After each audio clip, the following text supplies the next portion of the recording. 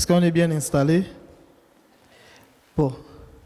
On va passer à la deuxième partie de notre programme. Et c'est Hervé et Anne qui vont nous entretenir sur l'échec. Et ils m'ont dit qu'ils seront très, très brefs, pas très longs. Pas trop long, on va essayer. Pour nous permettre de poser des questions. Et aussi, j'aimerais présenter des excuses s'il y a des questions qui ont été survolées, qui ont été répondues de façon brève. On est pris aussi par le temps et bien évidemment, on peut se rapprocher toujours des responsables et poser ces questions. Comme à la fin de cette conférence, nous pourrons aller vers des responsables, poser ces questions et obtenir des réponses. Ou mettre dans des boîtiers, comme on l'a fait tout à l'heure, et nous pourrons continuer à en parler. Amen. Donc, je vais laisser la place à Anne et Hervé qui vont nous entretenir sur le thème de l'échec. Merci. Et puis même si vous avez des questions que ça ne vous vient pas tout de suite, n'hésitez pas, même dans les semaines, les mois qui viennent. Je crois que c'est important. C'est des thèmes qui sont importants pour toutes les générations. N'hésitez pas. Il y a quelque chose qui vous avez un doute, une question ou quelque chose qui peut-être même vous a blessé dans ce qui a pu être dit. Parfois, on peut être maladroit sans le vouloir. N'hésitez pas à venir voir. Ne restez jamais, comme dans une vie de couple, ne vous couchez pas avec quelque chose qui ne va pas. S'il y a quelque chose sur le cœur, il ne faut pas hésiter. C'est comme ça qu'on va grandir. Moi, je tiens à remercier les organisateurs, parce que même si on va essayer de rester dans le timing, c'est une première. Donc sur une première, il y a toujours parfois des trucs, on se dit, oh mince, on aurait dû faire comme ça, comme ça. Donc on va parler de l'échec. Donc même s'il y a des choses qui ne vous conviennent pas dans l'organisation, disons, on n'aurait pas dû faire comme ça, voilà, j'entendais un de mes frères derrière moi râler tout à l'heure. C'est pas un échec, c'est pas quelque chose que vous avez loupé, c'est quelque chose de formidable que vous avez fait pour l'Église, c'est quelque chose de formidable que vous avez fait pour les jeunes. Moi, je vous félicite, je vous encourage à le refaire, je vous encourage sur d'autres thèmes ou sur les mêmes thèmes. C'est vraiment quelque chose c'est super. Merci Seigneur pour ce que vous avez eu à cœur de faire. Bravo, franchement, bravo. Alors les échecs, parler des échecs, il y a un passage qui m'a toujours interpellé, c'est pour ceux qui prennent des notes, c'est dans Marc, au chapitre 6, du verset 1 à 13. Dans ce passage, Jésus est au début de son ministère, et il n'est pas reconnu dans sa patrie. Il peut faire qu'un ou deux miracles. Il n'est pas reconnu. Les gens disent, bah, on le connaît, c'est le fils du charpentier, enfin on le connaît. Et donc du coup, qu'est-ce que fait Jésus? Il dit à ses disciples que quand vous allez dans une ville, si vous ne pouvez pas faire un miracle, si vous ne pouvez pas faire quelque chose et que c'est un échec pour vous, vous sortez de cette ville et vous secouez la poussière de vos pieds. Ça m'a toujours interpellé cette histoire-là de secouer la poussière des pieds. Pourquoi? Parce que bon, déjà, en Israël, inévitablement, les pieds étaient vite sales parce que ils n'étaient pas beaucoup goudronnés. Donc, inévitablement, on se lavait les pieds avant de rentrer dans une maison, dans le temple. Quand on allait chez les gens nous lavaient les pieds, etc., parce que les pieds étaient couverts de poussière. Si on regarde, quand il y a un échec de notre vie, que ce soit un échec professionnel, un échec scolaire ou un échec sentimental, quelque chose qui n'a pas marché, quelque chose où on le vit mal. Si on regarde à nos pieds, on va y voir que de la poussière. On va voir la poussière de nos échecs, on va voir la poussière de notre incompétence, de notre inefficacité, des projets peut-être qu'on a bâclés et qui ne sont pas aboutis. Et Dieu nous dit, Jésus nous dit à ses disciples, et nous sommes ses disciples, secouez la poussière de vos pieds et continuez à avancer dans votre mission. Parce qu'il va s'en occuper, lui, comme il faut. Je crois que c'est important de se dire que l'apôtre Paul avait écrit aux Philippiens, dans Philippiens 3, en disant « Frère, pour moi-même, j'estime pas avoir saisi le prix, mais je fais une chose. Oubliant ce qui est en arrière, secouant la poussière de mes pieds, si on veut paraphraser avec le passage précédent, oubliant ce qui est en arrière, me tendant vers ce qui est en avant, je cours vers le but pour obtenir le prix de la vocation céleste de Dieu en Jésus-Christ. » L'échec, ce n'est pas une fatalité. Le passé, notre passé, les échecs qu'on a connus, ça ne doit pas dicter notre avenir. Je crois que c'est vraiment important. Dieu saura s'occuper de notre passé. On doit secouer la poussière et avancer. Mais par contre, vous savez, c'est facile à dire, mais en réfléchissant sur ce thème qui nous a été proposé, la plupart de nos échecs sont souvent le produit de nos attentes qu'on nous a imposées nous-mêmes, des attentes qui ne viennent pas de Dieu. Je veux être le meilleur à l'école, je veux être le premier dans mon travail, je veux avoir celui qui a le diplôme, qui a le plus gros salaire. On s'impose parfois des choses que Dieu ne nous a pas demandé d'imposer. Je serai ça, et puis moi... Alors, ça c'est le truc, là vous avez encore un petit peu de temps, mais ça c'est le truc qu'on a tous entendu quand on était, nous, jeunes mariés, c'est « Oh, mais nous, on s'était dit aussi, quand on aura nos enfants, on ne fera pas comme certains couples, hors de question que ce soit la télé, que ce soit la babysitter. » Ben, je vous avoue, quand il a braillé toute la nuit, parce qu'il a fait une rage de dents, que vous êtes crevés, et ben on le fout devant Netflix, avec un dessin animé, et puis ça nous laisse au moins une demi-heure de repos. C'est peut-être pas bien, ça n'existait pas Netflix à l'époque. À l'époque, c'était Petit Ours Brun, enfin je connais encore toutes les chansons de l'époque, voilà. Mais donc, parfois on s'impose des choses, on se met des schémas, mais comme pour rechercher un conjoint, on met une barre tellement haute que Dieu ne nous a pas imposé. Mais parfois, Dieu a envie de nous dire « Mais c'est pas moi qui t'ai demandé ça. Attends pas d'être ceci, cela pour faire ceci, cela. Attends pas d'être parfait pour ceci, pour cela. » Et du coup, on vit des échecs en se disant « Mais je suis nul, j'y arrive pas. » Parce qu'on s'est imposé des choses que Dieu ne nous a pas demandé de nous imposer.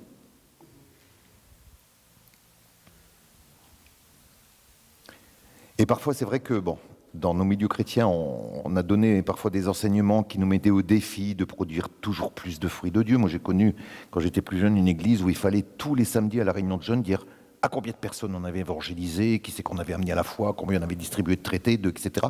Et on nous mettait comme ça une pression. Je ne dis pas qu'il ne faut pas évangéliser, attention. Surtout si vous voulez trouver un conjoint, il faut peut-être amener d'autres personnes. Mais si on n'a pas à se mettre des barres comme ça, Dieu ne nous met pas des barres. C'est Dieu qui a accepté, lui, de descendre au plus bas pour venir, justement, nous chercher là où on était. Et parfois, on se met comme ça des barres qui sont hautes, et quand ça ne fonctionne pas, eh ben, si ça ne fonctionne pas, ben, arrêtez. Il y a une information qui est importante, c'est laquelle Dieu ne veut pas que nous portions nous-mêmes du fruit pour lui. Cherchez pas à porter du fruit que Dieu ne vous demande pas de porter, il vous demande pas de...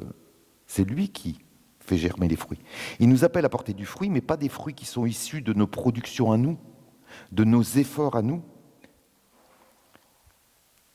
Regardez Caïn, ça a été un échec quand il a présenté son offrande à Dieu. Elle n'a pas été agréée par Dieu. Pourquoi ? Parce qu'il n'avait pas fait ce que Dieu avait dit. C'était un sacrifice d'animaux qu'il fallait. Il a voulu apporter ses propres fruits de ses propres récoltes, qu'il avait creusé la terre, il avait enlevé les mauvaises herbes, il avait ceci. Et il a apporté ses fruits à Dieu, il a apporté ses fruits à lui. Et Dieu n'a pas agréé ça parce que Dieu ne lui avait pas... C'est pas ça qu'il lui avait demandé, Dieu.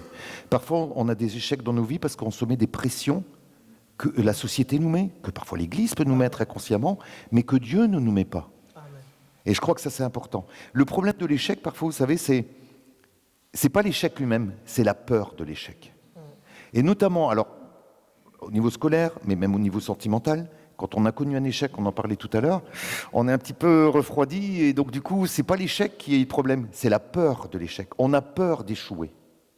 On me propose un boulot, par exemple, j'ai parlé de l'échec professionnel ou l'échec scolaire, on me propose un boulot, voilà, ça fait X temps que je suis dans la même boîte, et puis soudain on me propose une promotion. Mais comme la dernière fois que j'ai essayé, je me suis planté parce que c'était pas encore à la hauteur, j'étais pas encore assez bon là-dessus, ce domaine-là je connaissais pas. Je me souviens de ta prédication de dimanche où il fallait surtout pas qu'on te parle de comptabilité. Ah oui, mais un financier doit aussi connaître la comptabilité, selon moi. Ça, voilà, je suis directeur d'entreprise, donc pour moi il faut qu'on connaisse les deux. Moi je sais à ce que mon directeur administratif financier, quand je lui parle comptabilité, il sache de quoi je parle. Donc, même si ce n'est pas sa tasse de thé, et du coup, je vais me perfectionner pour pouvoir, ce domaine-là, je suis faible, et du coup, je vais le travailler. Je me suis planté cette fois-là, mais je ne me planterai pas la prochaine fois. Je me suis planté à tel examen parce que pourquoi ? Moi, j'espère que personne ne le fait, mais en tant qu'étudiant, moi j'avais un ami qui était chrétien, et en tant qu'étudiant, il disait toujours, mais il n'y a pas de problème en tant que jeune chrétien, le Seigneur pourvoira, le Seigneur pourvoit, il n'y a pas besoin de s'inquiéter du lendemain. Et je me souviens, un jour, on est sorti d'un examen, je lui ai dit, dis non, l'examen était costaud, surtout le recto de la feuille. Il me dit, il y avait un recto ? Ouais. Donc, il n'avait pas retourné la feuille. Donc, après, qu'ils disent pas que c'est la faute de Dieu. Là, son échec, c'est de sa faute à lui. Il n'a pas bossé. Il n'a rien fait. Donc, c'est pas Dieu qui est responsable de ça. Voilà. Pour pas connaître l'échec, vous savez la clé pour ne pas connaître d'échec dans votre vie, n'essayez rien. Changez pas de travail. Arrêtez vos études. Cherchez pas de femme, restez, vous n'aurez pas d'échec. Le meilleur moyen de ne pas avoir d'échec, c'est de ne pas essayer. Mais ce n'est pas ce que Dieu veut. La seule crainte que nous devons éprouver, c'est précisément d'avoir peur. On doit avoir peur d'avoir peur et pas avoir peur de l'échec. Pourquoi ? Parce que l'échec, il faut analyser plusieurs choses dans l'échec. Moi, c'est ce que je fais au niveau professionnel. Il y a des choses que moi j'ai loupées Au niveau professionnel, je suis directeur d'un établissement, mais j'ai eu mes premiers postes de cadre, j'étais très jeune. Mon premier poste de directeur adjoint, j'avais 24-25 ans. Et j'ai fait des erreurs parce que j'étais jeune, j'étais fougueux. Bon, je suis encore fougueux, vous allez me dire, mais j'ai appris à me calmer quand même. Et je me suis planté, j'ai eu des erreurs. Et professionnellement, comme sentimentalement, comme dans d'autres échecs, d'abord, il faut reconnaître l'échec. Quand je me suis planté, il faut dire, OK, je me suis planté. Et là-dessus, c'est un échec. Après, il faut l'affronter, cet échec. C'est pas la peine de mettre la tête... vous savez, l'autruche, quand elle met la tête dans le trou, elle a quand même une bonne partie de son corps qui est encore dehors. Hein. Donc, c'est pas la peine de mettre la tête dans le trou. Il faut que j'affronte mon échec en disant, bon, là, je me suis planté. Et après, il faut que je profite de mon échec. Alors, ça veut dire quoi, profiter de l'échec? Je dois d'abord analyser mon échec. L'échec que j'ai eu, est-ce que c'est grave? Est-ce que ça a entraîné des conséquences importantes? Je me suis planté à un examen, bon, j'en aurai d'autres examens. Il y a la gravité, ce jour-là, ça nous paraît très grave, le lendemain, on relativise un peu. Bon, cet examen-là, je l'ai loupé, je ne louperai pas le suivant. Donc, il faut que je regarde si c'est grave. Est-ce que c'est normal que j'ai subi cet échec-là? Est-ce que j'ai ma part de responsabilité? Est-ce que c'est à cause de moi que je me suis planté? L'échec vient-il de ma faute?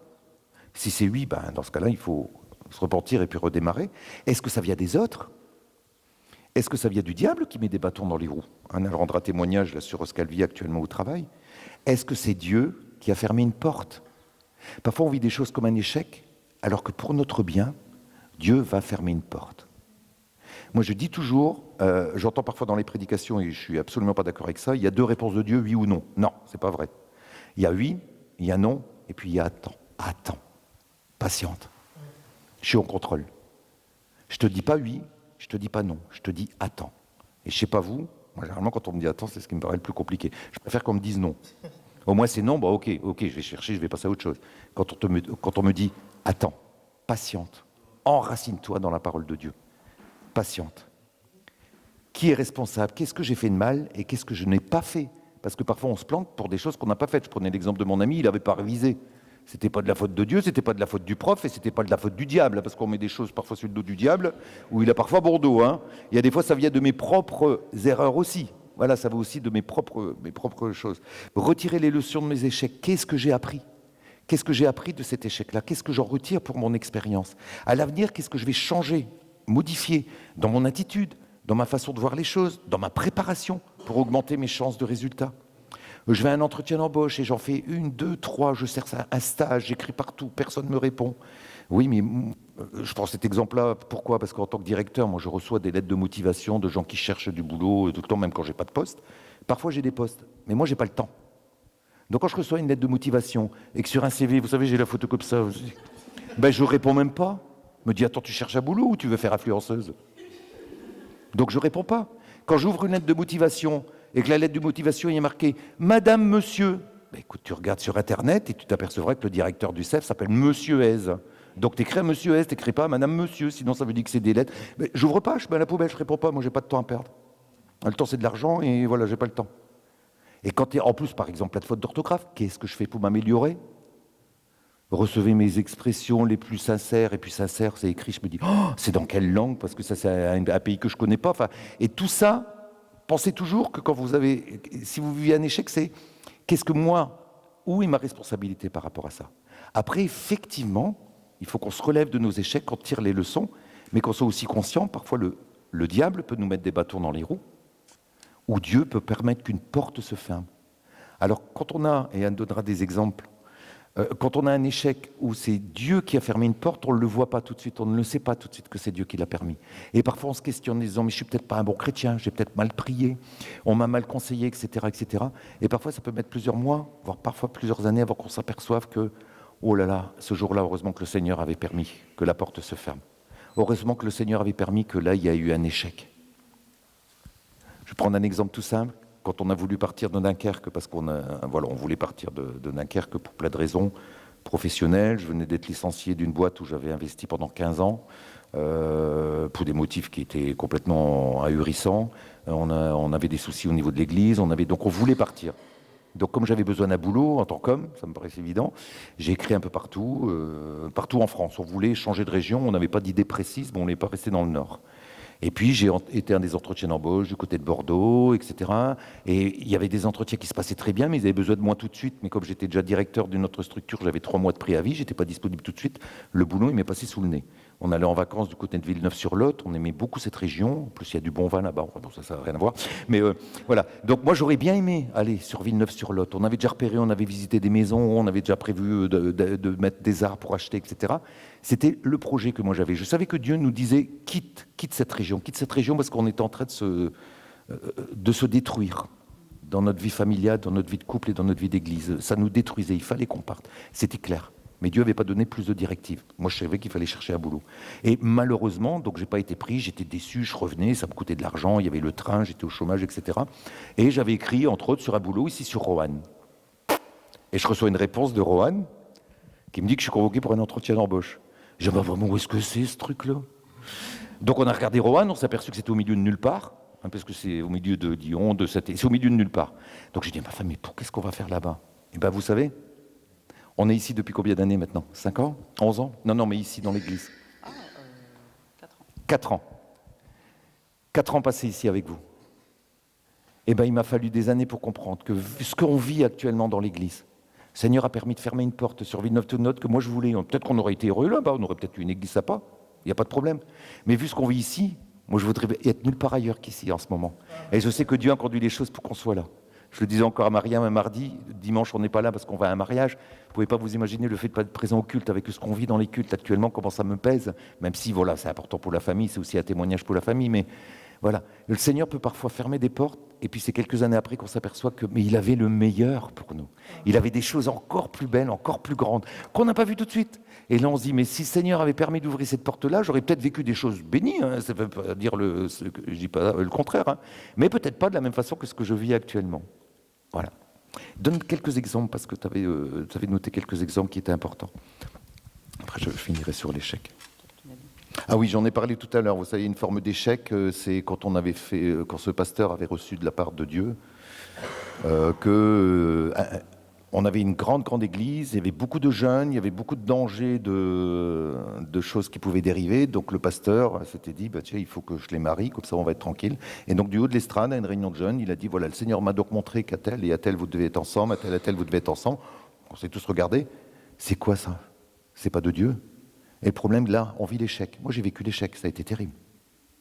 Mais dans les 10 couples qui ont été mariés du haut de l'estrade, il y en a un qui a tenu. Un seul. Ben ça, c'est un échec.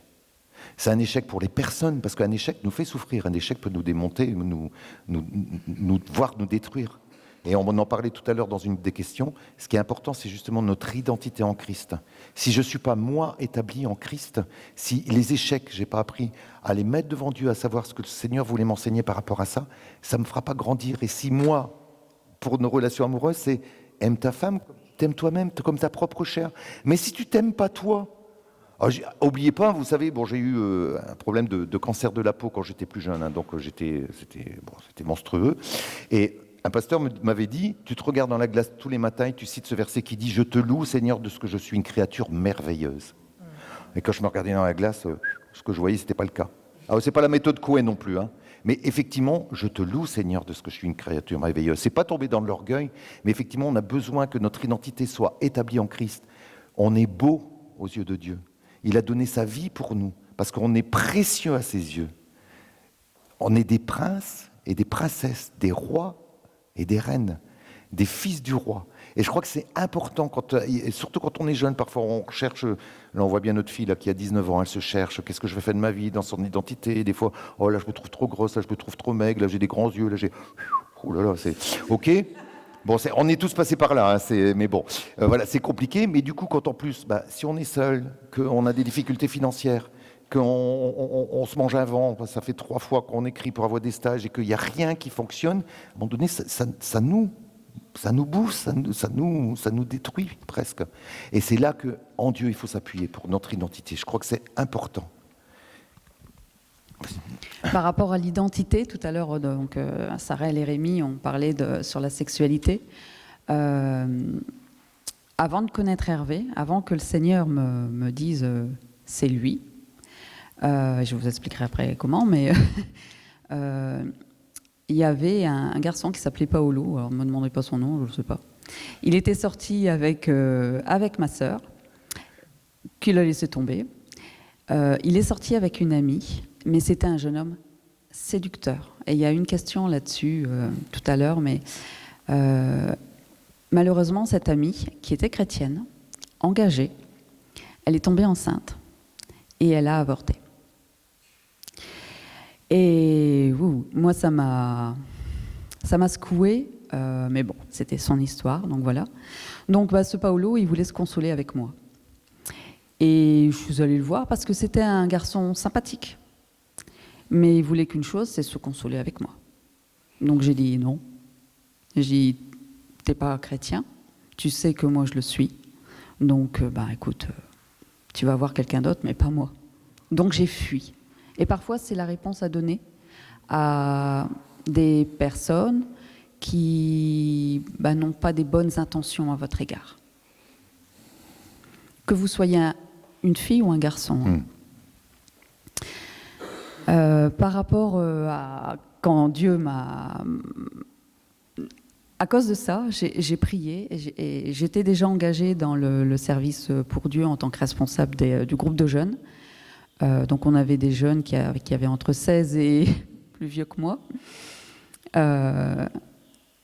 Et j'ai dit, Seigneur, je veux te servir, mais je voudrais que tu me donnes un compagnon de vie. Et c'est tout. C'était au mois de mai. Et le 26 juin, on est allé à une réunion inter-église. Donc il y avait plusieurs églises du département du Nord. Il y avait le Nord-Pas-de-Calais ou Nord ? Nord, je crois que c'était Nord. C'était que le Nord. Et Hervé a pris la parole. Vous savez qu'il aime bien parler. Déjà à l'époque, il aimait bien parler. Je suis un grand timide, c'est pas vrai, je suis un grand timide. Il était responsable de son groupe de jeunes. Et quand il a commencé à parler, je l'ai regardé, il était dans une oblique. Et le Seigneur m'a dit, c'est lui. Et j'ai dit, ok, Seigneur. Et après, on a mis en place donc ce séjour entre Noël et Nouvel An.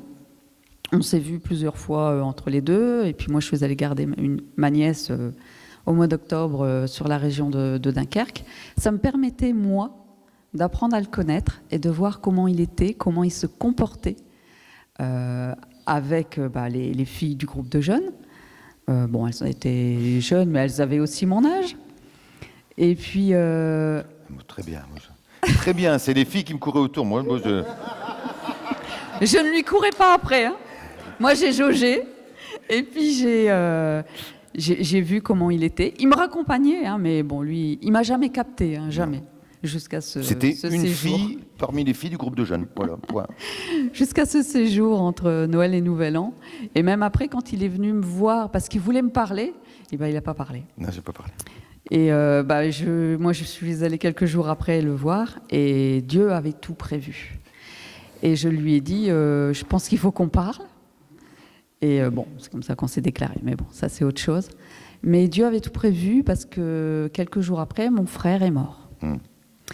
Et si je n'avais pas été le voir, si on ne s'était pas déclaré, c'était le 13 février, mon frère est mort le 17 février. Je n'aurais pas continué, j'aurais dit à Dieu, non, tu m'oublies. Mais Dieu ne voulait pas.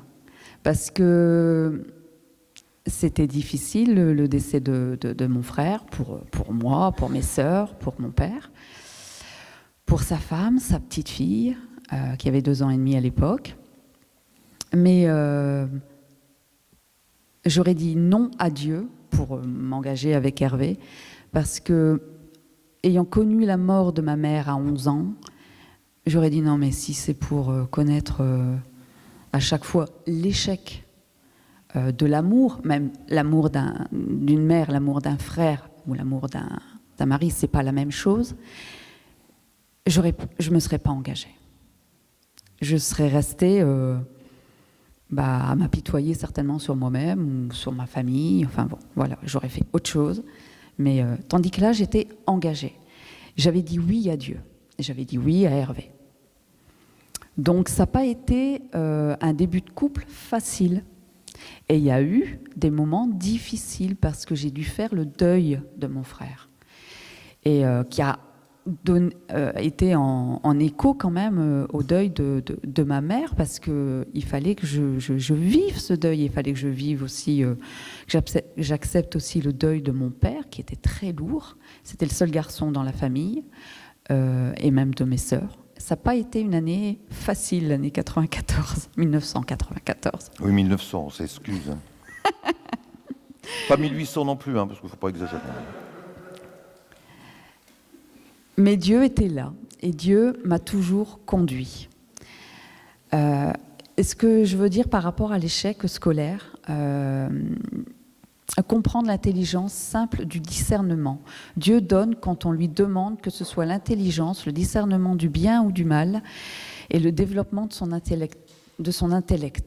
Dieu m'a aidé dans mes études. J'ai très mal démarré en tant qu'enfant, parce que j'ai su parler simplement à mes 4 ans, à partir de mes 4 ans. J'étais 10 et j'avais un problème d'élocution. J'ai eu de la rééducation orthophonique pendant plusieurs années, et un professeur en CE2 m'a fait porter le bonnet d'âne avec un camarade, et nous mettait dans le fond de la classe. Donc c'était un échec scolaire. Mais Dieu m'a restauré et a guéri mon cœur et a guéri mon esprit. Pour parler d'échec dans mon travail actuel, ma direction m'a refusé 8 fois un poste que je souhaitais dans un accompagnement spécifique. Depuis 8 ans que je suis sur Roanne. Enfin, que je suis arrivée à l'agence de Roanne. Quand je demande un dossier transverse ou un accompagnement, on me dit toujours non. Et la dernière fois, c'était il y a 10 jours. Il y a 10 jours, où on savait qu'on devait préparer le thème sur l'échec. On s'est dit, bon, Seigneur. Donc, j'avais le choix entre ce sentiment de rejet, questionnement sur ma valeur. Mais Dieu guérit, restaure. Le rejet, Jésus l'a connu. Il est la pierre angulaire, le fondement du royaume de Dieu. Nous n'avons pas à craindre le rejet, même si cela fait plusieurs fois que l'on rejette ma candidature, ma proposition, mon idée, voire dans certaines situations, ma compagnie. En Jésus, nous trouvons l'acceptation et la consolation. Quand j'ai su que ma candidature pour ce poste était encore rejetée, j'ai dit à Dieu, « Seigneur, qu'est-ce qui se passe ?» Ma responsable d'équipe m'a dit que je devais postuler parce qu'il n'y avait aucune candidature sur le poste spécifique que je voulais. Et ça a été non. J'ai lu un soir, le soir même d'ailleurs de ce refus, Marc 12, 10. « N'avez-vous pas lu cette parole de l'Écriture, la pierre qu'ont rejetée ceux qui bâtissaient est devenue la principale ?» Et par rapport au psaume 118, c'est une référence au psaume 118. Jésus est mon fondement. Personne ne peut me donner plus de valeur que Dieu en Jésus-Christ. Ni un employeur, ni un mari, ni un ami, ni un époux, ni une épouse. Et c'est vraiment ce que je veux insister. Il n'y a personne d'autre que Jésus qui peut vous donner une identité solide et un fondement solide. Seul Jésus peut me donner ma vraie identité. Galates 4, 6, 7. Dieu a envoyé dans nos cœurs l'esprit de son Fils qui crie « Abba », c'est-à-dire « Père ». Ainsi donc, tu n'es plus esclave, mais fille, fils. Alors c'est fils dans la parole. Et puisque tu es fils, fille, tu es héritier des biens promis grâce à Dieu. Et c'est quoi les biens promis grâce à Dieu ? C'est l'Esprit Saint qui est en vous. Si vous êtes croyant, si vous avez fait un pas de conversion, de changement de direction, changement de mentalité, changement d'intellect, changement de cœur, si vous voulez servir Dieu, vous êtes héritier de son Esprit Saint en vous. Par rapport à mon travail, j'ai dans l'idée que Dieu veut que j'accompagne tout le monde sans être dans un accompagnement spécifique. Et pour le moment, tout le monde a le droit à l'écoute et à l'empathie dans la recherche de travail. Et j'ai su hier, parce que j'ai regardé, tous les trimestres, on a des postes qui sont proposés dans les autres structures, dans les autres services, dans les autres filières. Et je m'étais dit, je vais changer d'agence, je vais changer de poste, je vais faire des kilomètres, tant pis. Et figurez-vous que le poste auquel je pensais, parce que je ne vais pas retourner dans une agence générale, il y en a 0. Alors si, il y en a à Clermont-Ferrand, il y en a en Haute-Savoie. Donc je crois vraiment que le Seigneur veut que je reste à Roanne. Donc j'ai ma réponse, et c'est Dieu qui a permis ça. Et j'ai envie de dire l'attente, parce que 8 fois être rejeté sur une candidature, ou l'attente que celui que Dieu vous destine vous remarque et se dise « Ah tiens, bon, c'est elle ». J'ai lu Romains 15, 5, « La patience et le réconfort viennent de Dieu. Dans mon travail, mon réconfort vient de Dieu. » La patience dans mon travail, la patience dans une relation, la patience même dans le couple, vient de Dieu. Dans l'échec, nous apprenons et nous pouvons toujours dire « je n'essaierai plus » et devenir aigri, amer, soit dire « Seigneur, aide-moi à apprendre, aide-moi les leçons, les cours, les critères, les compétences pour un poste souhaité ou pour un conjoint, pour quelque chose que l'on désire, même pour une maison, même pour une voiture, même pour des vacances, même pour voilà, tous les projets qu'on peut avoir dans la vie. Surtout, ne plus se mettre sous une pensée d'esclavage. C'est pas Dieu, c'est pas le monde qui dirige nos pensées, qui dirige quand on est chrétien, qui dirige notre direction, nos désirs et notre volonté. C'est Dieu qui nous dirige. Et on ne doit pas s'enfermer dans une identité d'esclavage qui ne vient pas de Dieu. Dieu est mort sur la croix pour notre pleine liberté. Et ça, c'est vraiment un verset qui me poursuit depuis très longtemps. Le Christ nous a rendus libres pour que nous connaissions la vraie liberté. C'est pourquoi tenez bon et ne vous laissez pas réduire à nouveau en esclavage. Romains 10, 10 et 11. Car celui qui croit dans son cœur, Dieu le déclare juste. Celui qui affirme de sa bouche, Dieu le sauve. En effet, l'Écriture dit, celui qui met en lui sa confiance ne connaîtra jamais le déshonneur. Et dans d'autres versets, le déshonneur, c'est aussi ne sera pas déçu, ne le regrettera pas, ne sera pas confus, ne sera pas couvert de honte. Quoi que vous attendiez, vous ne serez pas couvert de honte, vous ne serez pas confus, vous ne le regretterez pas. Ésaïe 28, 16, c'est pourquoi ainsi parle le Seigneur l'Éternel, je vais placer en Sion une pierre éprouvée, une pierre angulaire d'une grande valeur, servant de fondement solide. Celui qui la prend pour appui ne sera pas réduit à fuir. Vous ne fuirez pas devant l'épreuve, vous ne fuirez pas devant l'attente, vous ne fuirez pas devant quelqu'un qui vous accuse, quelqu'un qui vous refuse quelque chose. Vous ne fuirez pas devant le projet que Dieu veut pour vous, même s'il y a des obstacles.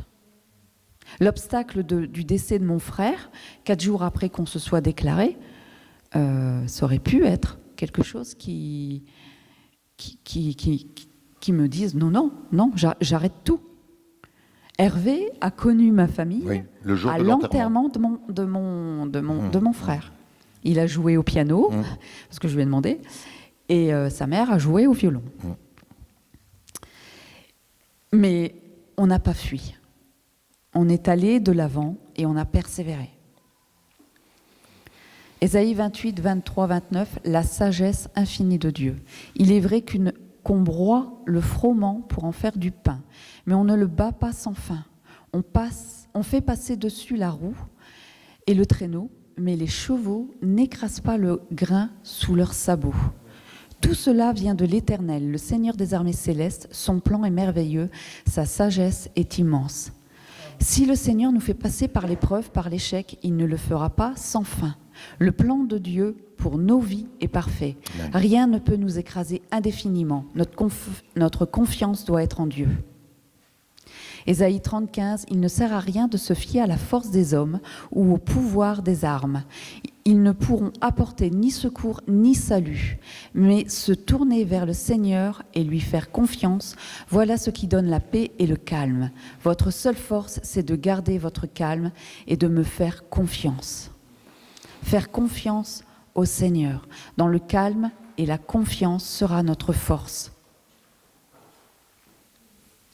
Dieu veut que tu te lèves aujourd'hui, il te tend la main, il veut que tu marches avec lui et que tu l'écoutes te parler pour te revêtir de sa grâce, son amour. Tu dois enlever tes habits de deuil. Tu es peut-être en deuil aujourd'hui d'une relation, tu es peut-être en deuil d'un travail, tu es peut-être en deuil même d'une église, tu es peut-être en deuil d'une déception, peu importe laquelle dans ta vie, mais Dieu veut revêtir ton habit d'héritier, veut te revêtir de ton habit d'héritier.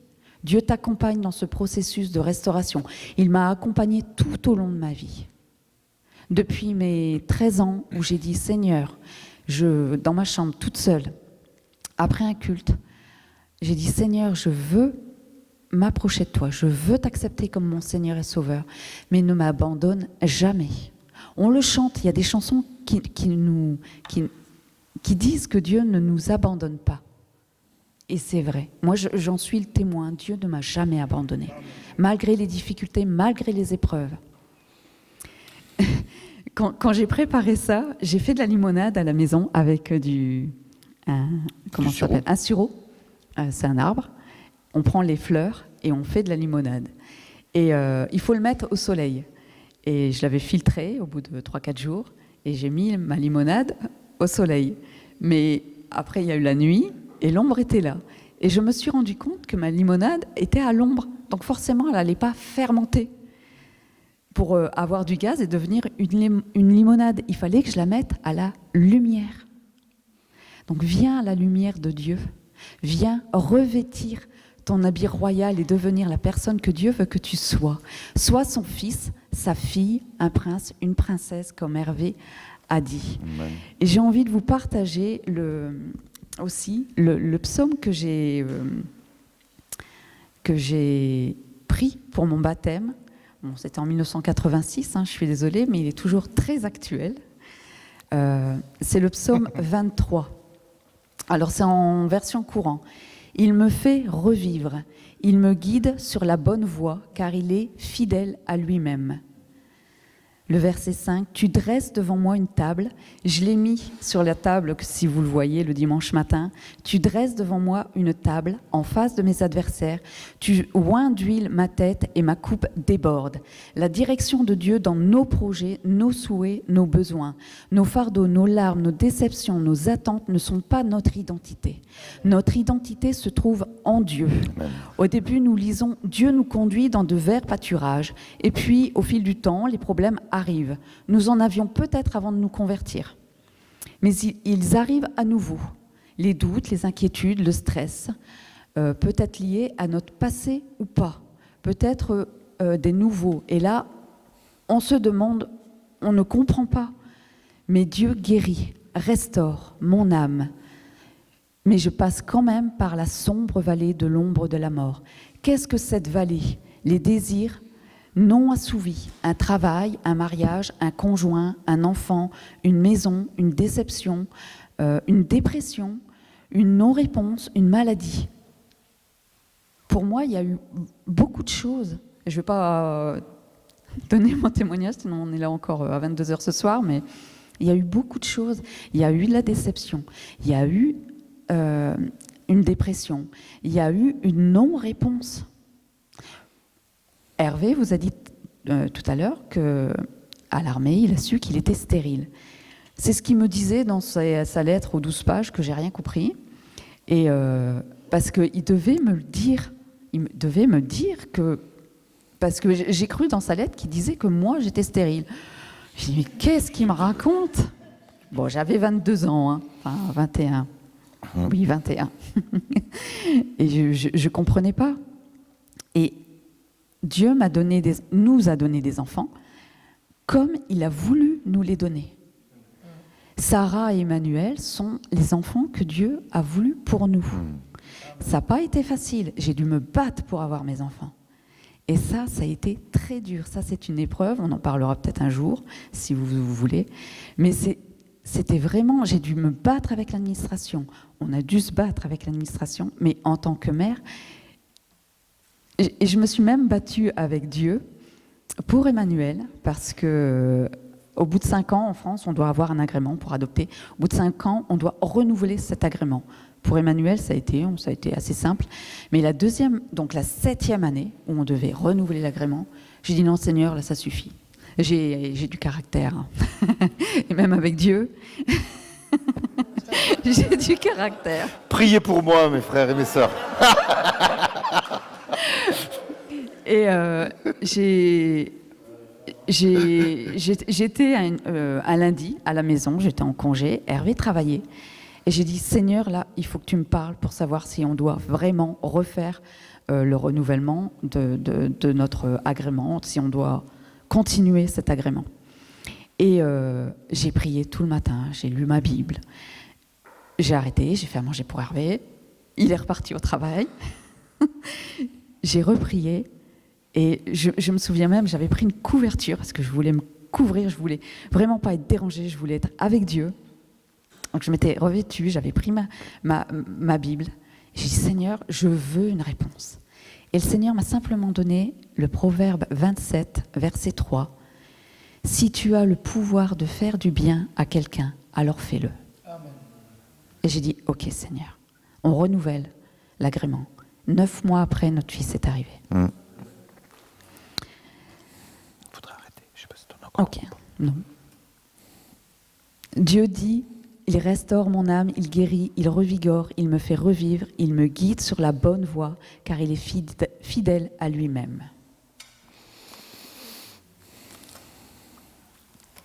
Alors on va être raisonnable et s'arrêter là, parce qu'on pourrait continuer encore longtemps, c'est très riche, mais je pense que s'il y a un temps encore de questions, peut-être pas par écrit ou comme ça, enfin, comme vous le souhaitez. Oui. Quoi. Est-ce que... je vais m'élever. Merci Anne et Hervé, c'était très émouvant, très instructif, et tous ces versets nous apportent réconfort. J'aimerais passer au temps des questions. Est-ce qu'il y a une personne qui aimerait poser une question? Jonathan?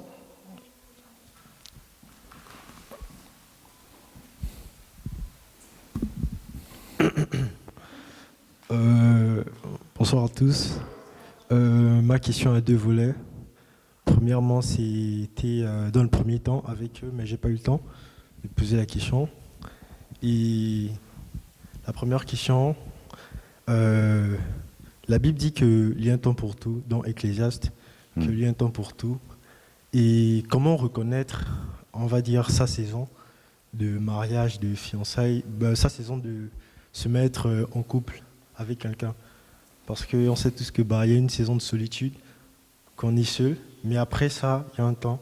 Quelles sont les prémices, quels sont les signes, etc. Et ma deuxième question se porte sur... vous avez parlé de l'échec. Pour des personnes qui ont connu beaucoup d'échecs, on va dire, que ce soit en amour, que ce soit dans les études, dans tous les domaines qu'on peut rencontrer dans la vie, quel est le conseil que vous pouvez donner à cette personne-là, que ce soit en amour, etc. Merci.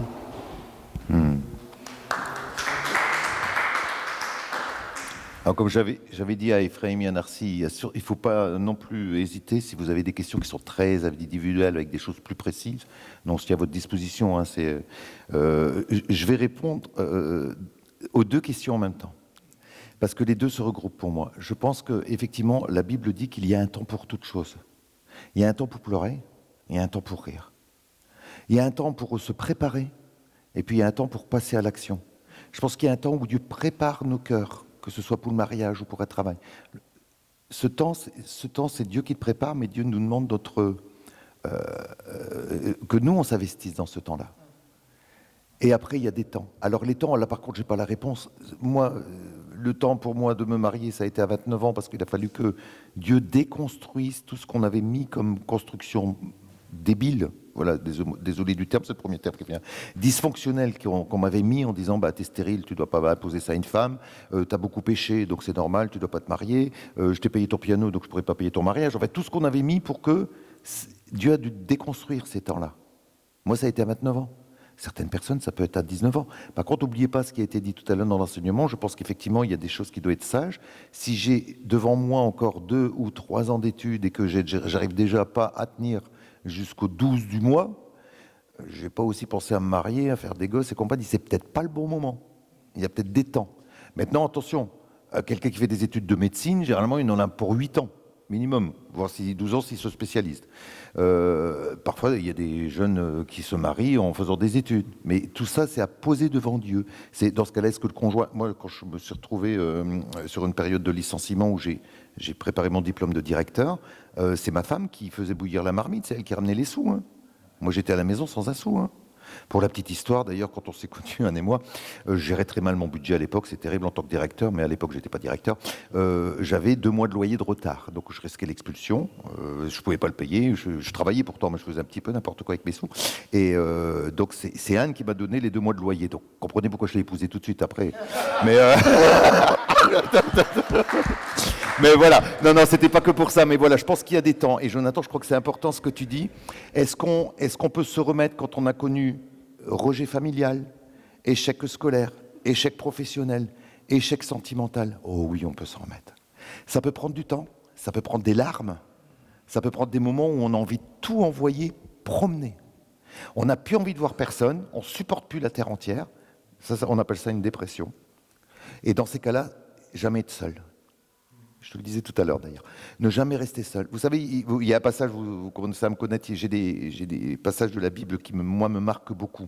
Il y a eu des moments où je me suis isolé parce que j'allais pas bien, voilà, ça n'allait pas, j'ai fait des tentatives de suicide, etc., etc. Et je me suis aperçu que c'est à chaque fois quand on est comme ça, qu'on a tendance à se couper de tout le monde. Alors que c'est à ce moment-là qu'il faut qu'on ne se coupe pas. Le problème, c'est comme on est tellement mal, on n'ose pas.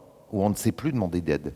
Et moi, il y a un passage des évangiles que j'ai toujours aimé, c'est cet homme qui est paralysé. Il sait que Jésus est dans la maison, mais il ne peut pas se lever.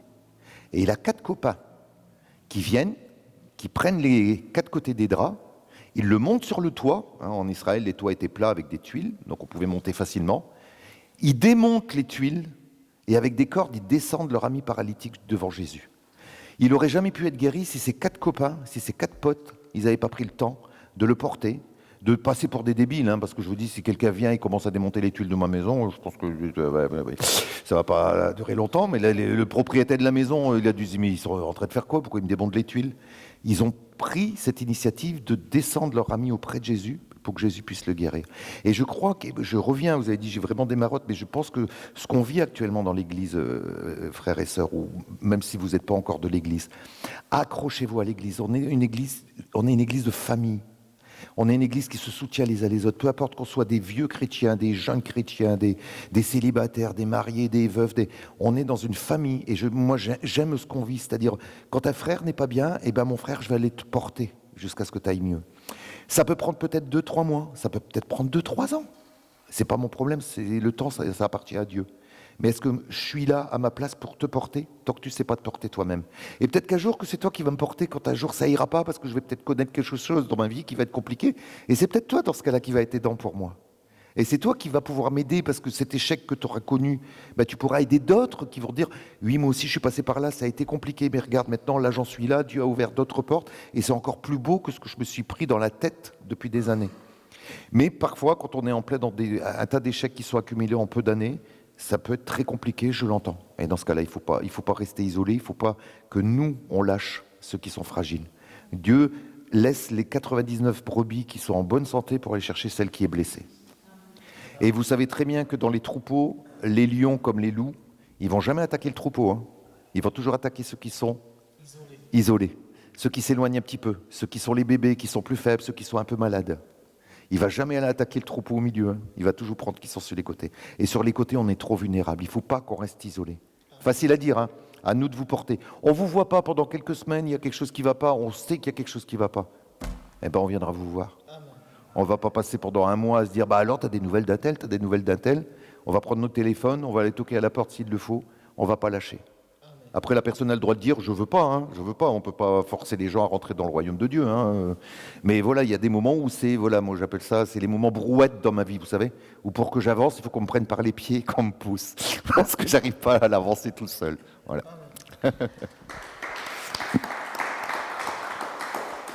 Par rapport au sujet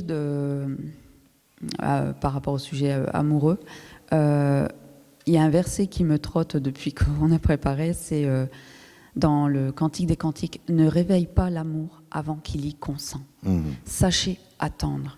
Et l'attente vous sera plus facile si vous vous accrochez à Dieu, si vous lisez la parole, si vous utilisez ce temps d'attente pour que votre premier amour soit Dieu. »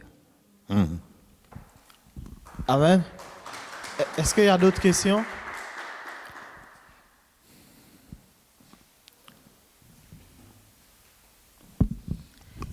Bon, moi, c'était pour le premier volet avec maman Sarah et monsieur Rémi.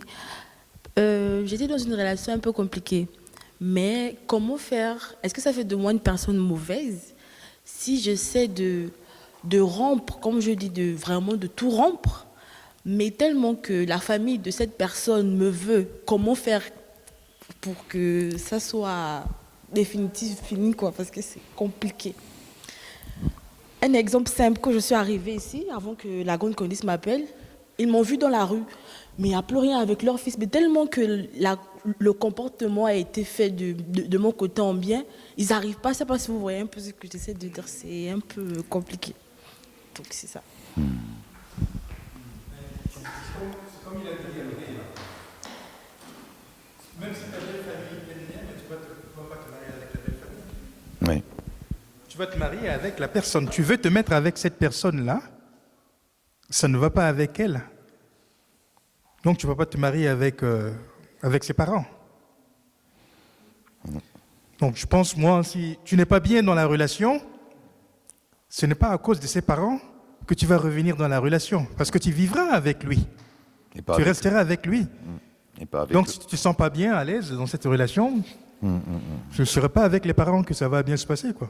Ils vont te réclamer, mais c'est toi qui vis avec la personne. Donc c'est toi qui vis la relation. Je pense que la réponse pour moi, c'est non. Tu ne peux pas aller, voilà. Ouais. Sinon, ça fait un peu les mariages arrangés du Moyen-Âge en France, où on mariait un tel parce qu'elle avait de l'argent, parce que c'était un fils de famille, etc. Je trouve que ça, c'est des choses qu'on ne doit plus vivre, qu'on ne doit plus entendre. Alors par contre, attention, hein, c'est facile à dire, après c'est toi qui es dans la situation. On priera pour toi, c'est clair, parce que c'est pas facile, c'est évident. Mais moi, je suis toujours marqué par Joseph. Joseph, il avait tout, il était riche, il était ceci, cela, il avait tout, et la femme de Potiphar lui a dit, viens et couche avec moi. Mais pourquoi? Moi, quand j'ai lu ça, quand j'avais 14 ans, je me suis dit, mais qu'est-ce qu'il est bête, mais franchement. Il a la femme du responsable, il a tout ce qu'il faut, il lui dit non, il est bête, quoi, il est nul, quoi. Enfin, je sais pas, moi j'avais 14 ans, hein, j'étais un mec et j'étais pas très très fufute. Bon, maintenant je suis encore un mec, je suis toujours pas fufute, mais ça c'est autre chose. Mais voilà, et je me disais, mais il est fou, il est idiot, non. Et qu'est-ce qu'il a fait? Il a pas simplement dit, oh non, mais écoute, je préfère pas, etc. Il a lâché son manteau, c'est-à-dire il a lâché sa position sociale, il a lâché tous les privilèges qu'il avait, et il s'est barré en courant. Et je crois que parfois il y a des situations où le seul vrai courage, c'est la fuite. C'est de dire ça, je m'en vais de cette situation-là. Ça, je ne reste pas. Vous savez, on peut transposer ça parfois, on peut être dans une situation, là c'est ta situation familiale, mais ça peut être pareil dans une situation d'église. On sent qu'on est dans un environnement qui est en train de nous étouffer, où on n'est pas bien. Mais comme il y a des habitudes qui ont été prises, les gens nous aiment bien, et puis on aime bien les gens, et puis on est déjà dans un service, et puis on fait ceci, on fait cela, et on accepte de rester enfermé dans quelque chose que Dieu ne veut pas. Et je pense qu'à un moment donné, il faut dire, je prends le courage de partir. Il va peut-être avoir des conséquences qui vont être compliquées à gérer, mais je prends le courage parce que sinon, ça me détruit ma propre identité, et ma propre personnalité, et ma propre personne en Dieu. Si je suis en danger, courage, fuyons. Moi, des fois, je suis pour la fuite. Il vaut mieux partir quitte à ce que ça va être douloureux, ça va être compliqué pour les personnes qui nous entourent. Il va y avoir des manques, il va y avoir des souffrances, des gens qu'on aime bien. Mais il vaut mieux parfois partir plutôt que rester dans une situation où on risque de finir brûlé, quoi, ou bouffé par un lion, comme mon petit prophète de tout à l'heure, quoi.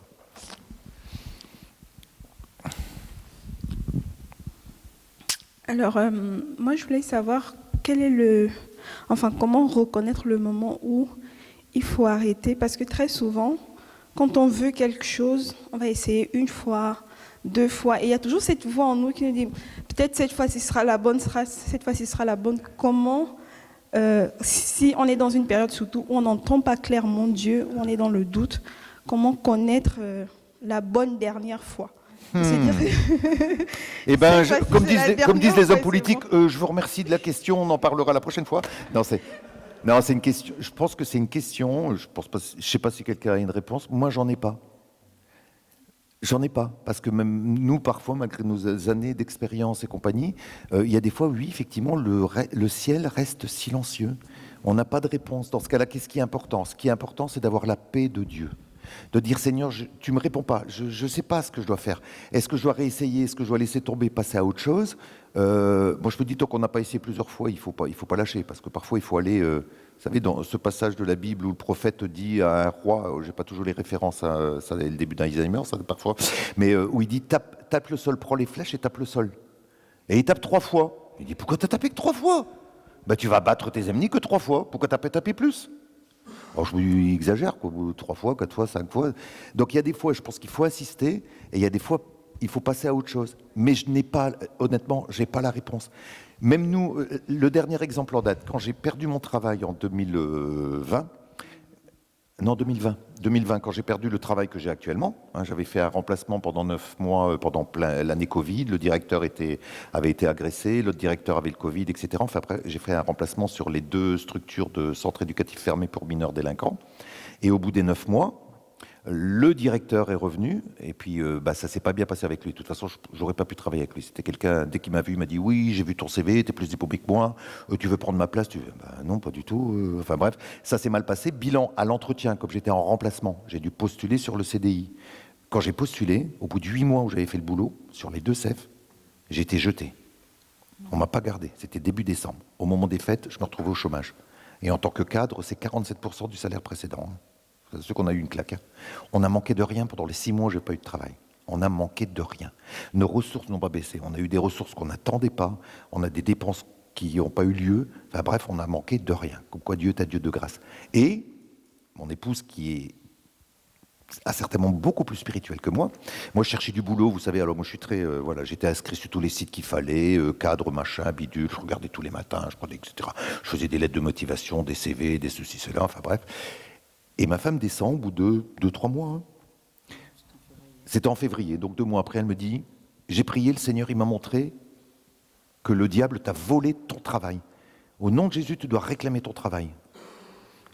J'ai été viré par la directrice générale, la DRH, et le directeur qui me remplaçait est bien folle, ma femme. En plus, il y a quelqu'un d'autre sur mon poste, puisqu'en plus, j'ai passé le relais avec celui qui me remplace. Donc oui, mais comme généralement, quand ma femme est dans des convictions comme ça, c'est très fort. Moi, je sais pas, je sais que c'est Dieu qui lui a donné. Donc moi, il y a 2 choses. Je discute pas avec Dieu, je discute pas avec ma femme. Moi, il y a des fois, voilà, j'y vais. Donc, sans grande conviction, on prie. Oui, Seigneur, bon, d'accord, merci, fais, etc. J'étais pas convaincu. Je me disais, est-ce que c'est le moment d'assister? Ils m'ont jeté, mais comme une serpillière sale. Enfin, je me dis, avec mon tempérament, retourner les voir. J'étais pas sûr que c'était bon plan pour eux. J'étais pas convaincu. Et on prie. 1 mois après, je regardais les offres d'emploi, qu'est-ce que je vois apparaître? Le poste que j'avais occupé, c'était directeur adjoint. Le directeur adjoint qui m'avait remplacé, il se cassait. Ça faisait 4 mois qu'il était là. Et donc, il proposait un poste de directeur tout court. Donc, un poste plus élevé que celui que j'avais, sur un seul CEF. Je me dis, je vais postuler. Donc, j'ai postulé. Quand je suis allé à l'entretien d'embauche, la directrice, la DRH, la directrice des ressources humaines m'a dit, vu comment vous vous achetez au mois de décembre, je me suis dit, lui, il n'a pas peur de repostuler. Mais non, parce que j'avais cette conviction que là, il fallait effectivement insister. Ma femme l'avait eu avant moi. Merci Seigneur quand Dieu nous donne des conjoints on parlait tout à l'heure, si je suis moins bon spirituellement ou si l'autre est meilleur, bah oui, mais il y a des fois, elle va être meilleure, l'autre va être meilleur, et voilà. Ça se porte, c'est pour ça qu'il n'est pas bon que l'homme ou la femme soit seul. Moi, je reste convaincu qu'à un moment donné, il faut dire, Seigneur, je ne veux plus être seul. Seigneur, donne-moi une réponse, donne-moi ta réponse, plutôt qu'aller risquer de brûler ou de... Voilà. Après, il peut avoir le don du célibat, hein, mais je pense que le don du célibat est vraiment un don. Hein, c'est pas quelque chose qu'on impose à personne. Ça, c'est clair. Voilà, ça c'est une erreur de la part de l'Église catholique, c'est évident, parce que c'est comme ça qu'on a plein de toutes ces horreurs qui arrivent, malheureusement, parce qu'il n'est pas bon que l'homme soit seul ou que la femme soit seule. Voilà, parce que s'il la tombe, eh ben, l'autre peut le relever. Je pense que c'est important. Mais là, c'était effectivement le moment où Dieu demandait d'insister, alors que j'y croyais pas du tout. Donc ça, c'est la réponse pour moi, mais c'est mon expérience, ça ne veut pas dire que ce sera la tienne. Quand est-ce qu'il faut arrêter d'assister, quand est-ce qu'il ne faut pas ? Parfois Dieu répond pas, parfois ça reste. Le tout, c'est de dire, Seigneur, quoi qu'il arrive, tu es en contrôle, je te fais confiance. T'es en contrôle, je te fais confiance. Une fois que ça, on a dit ça, et puis j'ai besoin de mes frères et sœurs dans ce cas-là, les jours où ça va pas, que j'ai envie de pleurer, parce que pleurer, c'est pas être un mauvais chrétien, c'est pas être un mauvais homme, c'est pas un mauvais femme. On a des moments où on a besoin de verser des larmes, on a besoin de dire là, ça va pas, j'ai envie de tout envoyer promener. Dieu, l'église, mon boulot, j'ai tout envie d'envoyer de promener. Ben oui, il faut le dire. Lisez les psaumes de David. David, il disait parfois des trucs à Dieu, waouh, fallait s'accrocher, hein. Mais il livrait son cœur devant Dieu. Et du coup, en livrant son cœur, eh ben, il pouvait se reconstruire et remonter. Les moments où ça ne va pas, on se soutient les uns les autres. Les moments où tu es en bas, eh ben, écoute, on te soutient. On ne te juge pas parce qu'on ne sait pas. Là, on le redit avec Rémi, Sarel et Anna. C'est nos expériences. Ça ne veut pas dire que ça doit être des doctrines et des lois. C'est nos expériences. Comment Dieu a agi vis-à-vis de nous, là où on en était. On est tous différents. Et c'est ça qui fait la richesse du peuple de Dieu. On est tous différents. Dans nos cultures, dans nos vies familiales, dans nos histoires familiales, on est tous différents. Donc Dieu ne violente pas, ne violente jamais. Il va prendre le temps qu'il faut pour qu'on comprenne. Et il va le faire en fonction de ce qu'on est capable de comprendre, là où on en est. Il va nous pousser pour qu'on avance. Mais il ne va jamais nous faire des croche-pieds pour qu'on tombe. Jamais, jamais, jamais. Et ça, je crois que c'est important. Moi, ma question, c'était par rapport du coup aux échecs que vous avez eus durant votre temps de mariage.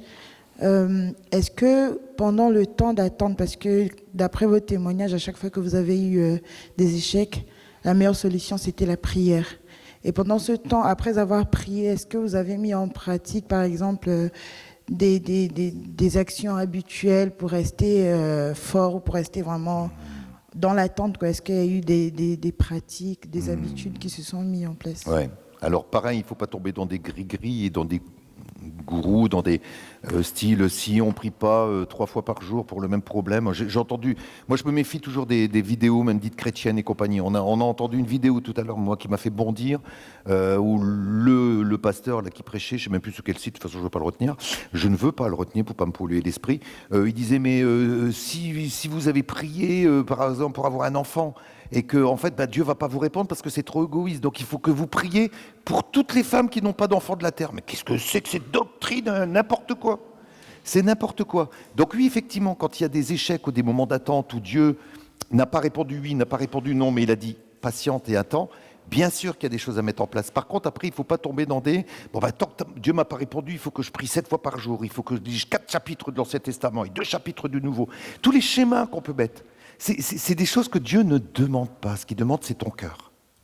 Par contre, ce qu'il demande aussi, c'est par exemple, je vais prendre l'échec, je perds un boulot. Quand j'ai perdu mon boulot au bout de 15 ans, d'ailleurs, ça fait même un drôle d'effet, parce que 15 ans, rupture avec l'employeur, et vous rentrez à la maison avec un chèque de 10 000 balles, ce qui veut dire que vous valez moins que 1000 balles par an.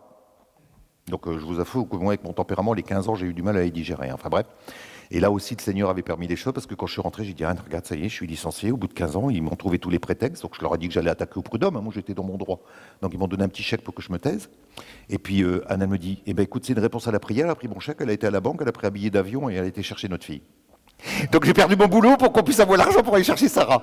Voilà, donc au prime abord, tu perds un boulot, tu dis, mais oh là là là là. Par contre, quand j'ai perdu ce boulot, je me suis d'abord apitoyé sur moi-même. J'ai réclamé vengeance sur les autres. Vous savez, ce fameux passage qui nous arrange bien, qui n'est pas du tout biblique, qu'on comprend quand on veut, de faire ramasser au-dessus de leur tête des charbons ardents. Vous savez, pour ça, c'est pas ça du tout que la Bible veut dire. C'est pas ça. C'est dommage parce que moi, il y a des fois, ça m'arrangerait bien, mais c'est pas ça que Dieu veut. passer la période de colère, la période de doute, la période de remise en question, et je suis vraiment nul et je ne sers à rien, et puis du coup je vais pas ramener de sous pour le foyer, et puis nanana, et puis Anne en plus elle utilise le peu de sous que je vais avoir alors que j'ai plus de boulot pour aller chercher notre fille, etc., etc. On aura 2 gosses à nourrir, j'ai plus de boulot. Enfin, une fois que j'ai passé tout ça, eh ben, je me suis inscrit pour trouver du boulot. J'ai refait mes CV, mes lettres de motivation. J'ai fait une analyse de qu'est-ce que j'ai comme expérience, qu'est-ce que j'ai comme choses qui me manquent, qu'est-ce que je dois reprendre une formation. Donc oui, il y a des choses à faire. Il ne faut pas rester statique. Et en plus, en faisant des choses, ça nous permet déjà de s'occuper, mais ça nous permet aussi de se remonter, comme je disais tout à l'heure, nos échecs. J'analyse mon échec et comment je fais pour pas que ça arrive. J'ai été viré d'un boulot. Alors comment je fais au niveau sécurité? Qu'est-ce que j'ai loupé? Qu'est-ce que j'ai accepté de laisser faire dans un boulot? Voilà, parce qu'en fait, on me faisait passer des factures qui n'existaient pas pour pas rendre des sous aux financiers. Donc moi je le faisais parce que j'étais un jeune cadre et que ça m'embêtait. Je voyais jamais apparaître ce qui avait été acheté, mais c'était le directeur qui me le disait. Ils ont voulu me virer en disant que je faisais du détournement de fonds. Donc je leur ai dit ouais, mais le problème c'est que moi j'ai oublié d'établir héros de l'année. J'ai gardé tous les emails que vous m'avez demandé de faire. Ah donc écoutez voilà. Donc voilà. Enfin bref, je referme la parenthèse. Mais je crois que c'est important de mettre des choses en place. Et effectivement, par exemple, si je reviens sur quel conjoint le Seigneur veut ou pas. Tant qu'on est dans cette attente que Dieu ne répond pas, eh ben moi, en tant qu'homme, je me prépare. C'est-à-dire, qu'est-ce que je souhaite être comme homme avec ma future femme? Qu'est-ce que je dois travailler dans mon caractère? Parce que j'ai pas envie de parler, parce que le soir, j'aime bien zapper à la télé et puis pas manger sur un plateau. Moi, j'étais célibataire, je mangeais dans un plateau devant la télé. Ma femme supporte pas qu'on fasse ça, donc on est obligé de manger dans la cuisine. Et moi, de manger dans une cuisine, je mange pas dans une cuisine, je mange dans une salle à manger ou un salon, mais pas dans une cuisine. Donc, mais non, j'aime bien manger dans la cuisine. Donc, qu'est-ce que je travaille pour que je ne serai pas le conjoint parfait, mais je serai l'homme qui va être l'homme du foyer, l'homme de la famille. Je suis une fille, qu'est-ce que je travaille? Est-ce que je me laisse aller? Est-ce que, par exemple, je vais prendre n'importe quel exemple, là, c'est, oui, je veux trouver un conjoint, etc., mais en fait, je sais que moi, je dois travailler tel ou tel truc dans ma personnalité, ou même dans mon physique, en disant il faut peut-être que je refasse un petit peu de sport, il faut peut-être que... Voilà, qu'est-ce que je dois travailler, qu'est-ce que je dois mettre en place? Si je veux un mari qui soit super intelligent, est-ce que moi je ne dois pas aussi reprendre peut-être des études pour arriver à un certain niveau, de manière à faire que on est à peu près au même niveau, et quand il n'y en a pas un qui se sent inférieur parce qu'il a bac plus 8 et l'autre il a que les 2 bacs à vaisselle, en fait là-bas j'ai rinçage, et l'autre il a bac plus 8, donc voilà, qu'est-ce que je mets en place pour pouvoir faire avancer ça? Je pense que Dieu ne nous demande jamais d'être statique. Bon, il y a un passage de la Bible que j'ai toujours aimé, c'est celui qui est paresseux, il met sa main dans le plat, et il est trop feignant pour le ramener à sa bouche et il meurt de faim. C'est une paraphrase, c'est pas marqué comme ça dans la Bible. Et je crois que Dieu nous demande, à certains moments on est fatigué, on a besoin de s'asseoir et on a envie de rien, mais Dieu nous demande de mettre en place des choses. Et parfois mettre en place des choses, c'est simplement dire, Seigneur, là j'en peux plus, redonne-moi du courage. Seigneur, j'en peux plus, je vais demander la prière à un frère ou une sœur. Je vais me faire accompagner. Je vais peut-être faire un bilan de compétences si c'est pour le boulot. Je vais peut-être regarder là où ça pêche, etc., etc. S'il y a toujours quelque chose à faire, le temps que Dieu prépare la réponse. Et quand elle va arriver, on va être prêt à y rentrer. Je vais prendre un exemple. Si Dieu me disait qu'un jour je vais gagner les Jeux Olympiques en tant que chrétien, il va falloir que je commence à m'entraîner, parce que là, ça va être compliqué. Si je ne m'entraîne pas, non, le plan de Dieu pour moi ne va jamais se faire. Si Dieu t'appelle, si tu as dans ton cœur le fait que Dieu t'appellera à apporter la parole, à prêcher ou à enseigner, le temps que ça arrive, ça ne va peut-être pas arriver tout de suite.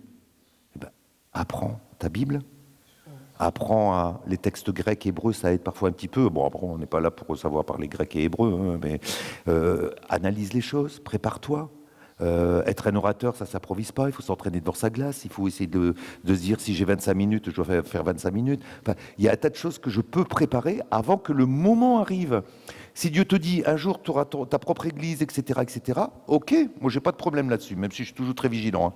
Quand les gens arrivent, voilà, quand on était dans une église, on avait un jeune qui était arrivé en disant « Le Seigneur m'a montré que je devais prêcher. » Oui, j'ai l'appel. Alors je lui dis « C'est formidable, si tu as l'appel, tu vas déjà prendre la pioche et le balai et tu vas aller nettoyer les chiottes. » Voilà, on va commencer par là, parce que si tu as un appel à ouvrir une grande église, qu'est-ce que tu fais déjà dans l'église où Dieu t'a placé? Qu'est-ce que tu fais déjà? Pas pour être devant au micro, vous savez, c'est pas la meilleure place. Moi, je disais à Anne, et on en a parlé mardi, et Jacques, ce que tu as dit, moi, ça m'a beaucoup marqué, pas parce que tu l'as dit pour ma femme, mais moi, ça m'a beaucoup touché. Parfois, on ne se rend pas compte que pour qu'une vie d'église se passe bien, eh ben, il faut qu'il y ait des petites mains qui ramassent les gobelets qu'on a tous laissés traîner après notre café, qui vont aller vider les poubelles que personne ne va aller vider, qui vont aller surveiller qu'il y a bien du papier toilette pour la semaine d'après. Tout ce travail qui est derrière, tout le travail que Jacques peut faire derrière, tout le travail de répétition. Je vous assure, venez aux répétitions de musiciens le vendredi soir, on bosse. Hein. On passe 2 heures parfois, et puis il y a des fois, je me dis, oh là là, purée, même au bout de 2 heures, qu'est-ce que ça va donner dimanche? Et le dimanche, c'est formidable. Gloire à Dieu, parce que gloire à Dieu, parce que Dieu va compenser nos faiblesses, mais il va nous demander de travailler d'abord. Dieu va toujours récompenser nos faiblesses, va toujours venir au secours de nos faiblesses. Il va jamais venir au secours de votre paresse. Amen. Jamais, jamais, jamais. Et je crois que ça, c'est important. Voilà, je vais arrêter là parce que sinon. Est-ce qu'on peut acclamer le Seigneur? Si vous ne me coupez pas le micro. Il m'est important de rappeler que cette conférence prenait fin à 18h30. Il est 18h32. On n'a pas eu le temps des prières. Bon, on avait une marge de 15 minutes. Mais il y a une question qui a attiré pleinement mon attention. Vous m'avez vu refouiller les bouts de papier. Je vais appeler Rémi et Sarel devant. On va prier ensemble. Vous allez prier pour nous. Et je vais appeler aussi Marien, s'il peut venir, s'il vous plaît. Je vais relire la question et j'aimerais que Marien, en 1-2 minutes maximum, donne une réponse à la personne. Alors, il y a 2 questions, mais je vais prendre juste une seule. Il y a la question sur les finances. Mais je prendrai l'autre question pour moi qui est plus important à l'heure actuelle. La personne dit, comment faire pour aimer quelqu'un, sachant que j'ai un dégoût pour l'amour. J'arrive pas à aimer, j'éprouve un mépris pour l'amour des hommes.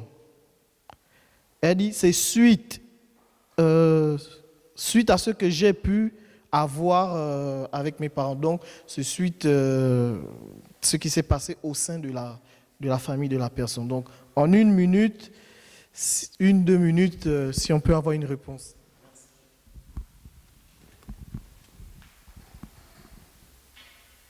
Ok. Déjà, je pense qu'il y a une vraie question de blessure. Ok. Et cette blessure a besoin d'être pensée par Dieu. Parce que si cette blessure ne se fait pas, cette personne qui a posé la question, même si il se marie avec le meilleur homme du monde, ça ne marchera pas. Parce qu'il va y avoir ce qu'on appelle le transfert de blessure, transfert de frustration. Donc la personne a besoin d'abord de prier par rapport à ça, a besoin aussi de prendre du temps pour guérir et prier aussi pour sa famille. La source, en tout cas, de sa frustration. Et si ces personnes sont encore vivantes, il faut avoir le courage d'aller leur dire ça. Si c'est un papa, une maman, il faut le dire. Que voilà, j'ai été blessé de mon enfant, j'ai connu ça, vous avez fait de votre mieux, mais voilà ce que j'ai ressenti. Et c'est libérateur. Le mariage n'est pas le salut. Hein. C'est comme le baptême, où les gens se bousculent pour le baptême, mais je veux dire, tu peux te baptiser 1 million de fois, c'est pas ça qui t'amène au ciel. Okay, c'est la vraie conversion qui t'amène au ciel. Et bien donc, si le problème n'est pas résolu avant le mariage, tu peux te marier 1000 fois, ça ne changera pas. Donc je pense qu'il y a vraiment, il faut prendre du temps pour prier pour que Dieu pense les plaies, parce que la Bible parle de ça, que Dieu guérit nos plaies, Dieu nous restaure, Dieu nous guérit. Et à partir de ce moment-là, on est libéré pour entamer d'autres nouvelles choses. Amen. J'ai tenu 1 minute ou pas? C'est bon?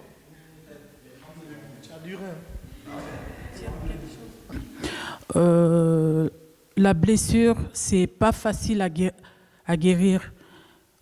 Moi, je conseille d'aller voir la personne qui vous a fait du mal, pardonner cette personne. Il faut vraiment pardonner à cette personne et c'est là que Dieu va vous restaurer. Mais si vous ne pardonnez pas, vous gardez toujours à cœur, mais quoi que vous fassiez, ça ne va pas se faire. Il faut savoir pardonner à la personne qui vous a fait du mal et Dieu va vous restaurer. Amen. Alors, je n'avais pas prévu non plus de parler, Mais je bénis Dieu pour tout ce qui a été dit là. Ça a beaucoup touché et je pense que ça encourage l'Église, ça nous aide à grandir. J'avais noté quelques petits points, mais je vais aller très très vite. Très très vite. Là, on a parlé de transfert de frustration. Ça, vous avez compris, il faut prier, il faut demander au Seigneur de nous guérir de ça et aller à la racine. Il y avait une question qui dit, si les gens arrivent qui ne sont pas mariés, qui ne sont pas chrétiens, on leur demande de se séparer, etc. Ne faites jamais ça. Jamais. Je veux dire, Dieu ne nous demande pas de faire ça. Dieu demande, notre responsabilité, c'est d'amener des gens, pas à la loi de Dieu, mais d'amener des gens à Dieu. Parce que quand les gens connaissent le Seigneur, à ce moment, l'Esprit de Dieu leur convaincra, en tout cas à saisir les codes de Dieu, et les gens changeront. Notre rôle, c'est vraiment d'amener les gens à Christ. Et une fois que les gens connaissent Christ qui est la vérité, les gens seront transformés. Vous connaîtrez la vérité, et la vérité vous rendra libre. Amen. Moi, j'ai prêché en Afrique dans des villages où des gens sont polygames. Ils donnent leur vie à Christ. On fait quoi? Je leur demande de se séparer avec des enfants qui ont 15 ans, 20 ans. Dieu ne m'a jamais demandé ça. Ne faites jamais ça. Laissez-vous conduire par le Saint-Esprit. Aidez les gens. Ce n'est pas de valider le péché, non, mais aider les gens à se connecter à Christ. Et une fois qu'on est connecté à Christ, notre vie va changer, parce que Christ nous change. Il y avait une question aussi, aller avec quelqu'un qui ne connaît pas le Seigneur, qui est non-croyant. En fait, quand Dieu nous demande, l'apôtre Paul nous dit dans 2 Corinthiens chapitre 6, 14, 18, de ne pas se mettre sous un joug étranger. En fait, vous marier avec un non-chrétien, ça ne vous empêche pas d'aller au ciel. OK? Mais attention, c'est votre problème. Et comme Dieu, c'est un Dieu d'amour, il ne veut pas, justement, que vous rentriez intentionnellement dans cette souffrance, qui ne sert à rien. Parce que le mariage n'est pas un acte d'évangélisation. Hein. Si Dieu ne vous a pas dit d'aller vous marier avec quelqu'un qui ne connaît pas le Seigneur, si Dieu ne vous a pas parlé, n'y allez pas. Parce que ce n'est pas un acte d'évangélisation, le mariage. Ne dites pas parce que je suis une super prieuse, intercesseuse ou intercesseur, je vais prier pour que la personne change. Non. Non. Et peut-être que la personne va vous empêcher de servir Dieu. Donc c'est pour votre bien que l'apôtre Paul dit ici. Ça ne vous empêchera pas d'aller au ciel, mais vous allez peut-être en baver. Et peut-être de là va découler d'autres choses. Ça va peut-être vous éloigner de votre foi. Et ça risque même de vous pousser dans l'apostasie. Donc faites attention. Ce que la Bible dit, ce n'est pas pour Dieu qui dit ça. C'est pour nous. C'est pour notre intérêt. Amen. En fait, il y avait une petite question là sur... vous avez dit tout à l'heure, une seule âme sœur pour la vie. Bon, ça c'est vraiment une fausseté doctrinale. Dieu n'a jamais créé une femme pour un homme, à l'exception d'Adam et d'Ève. OK? Parce que Dieu n'est pas injuste. Admettons mon vieux oncle qui vit dans un village africain, sa femme devait être une Singapourienne, parce que Dieu a créé une Singapourienne pour elle. Vous imaginez un peu l'injustice de Dieu? Et si ça ne se passe pas, ça dira comment? Aujourd'hui, il y a plus de femmes dans le monde que les hommes, n'est-ce pas? Il n'y a pas une femme unique pour un homme, mais Dieu permet, dans ce que... Parce que la Bible dit, faites de tes délices et te donnera ce que ton cœur désire. Dieu permet dans sa grâce que le minimum, en tout cas de ce que tu aspires pour un homme ou une femme, Dieu permet que tu peux trouver. OK? Et après, une fois que Dieu permet ça, c'est aussi à nous de prendre notre responsabilité. OK? De dire, OK, je trouve que cette femme, elle me plaît. Voilà, je trouve que y a des caractères qui peuvent aller, etc. Et puis on commence à travailler. On ne rentre pas dans le mariage pour changer quelqu'un, mais on rentre dans un mariage pour rendre l'autre heureux. Et si tout le monde rentre dans cette dynamique-là, le couple sera stable. On ne marie pas quelqu'un de parfait, mais on marie quelqu'un, parce que nous-mêmes, on n'est pas parfait. On marie quelqu'un qui a des codes, des valeurs, en tout cas une vision déjà du ciel, quelqu'un qui croit en Dieu, qui aime Dieu. Ce n'est pas parce qu'on aime Dieu, on croit en Dieu que voilà, notre vie, ça y est, on est parfait. Ça ne veut pas dire ça, mais c'est une construction. Le fer aiguise le fer. Amen. L'échec, je finis là-dessus, c'est que attention à la grille de lecture de l'échec. OK? Il y a des standards du monde.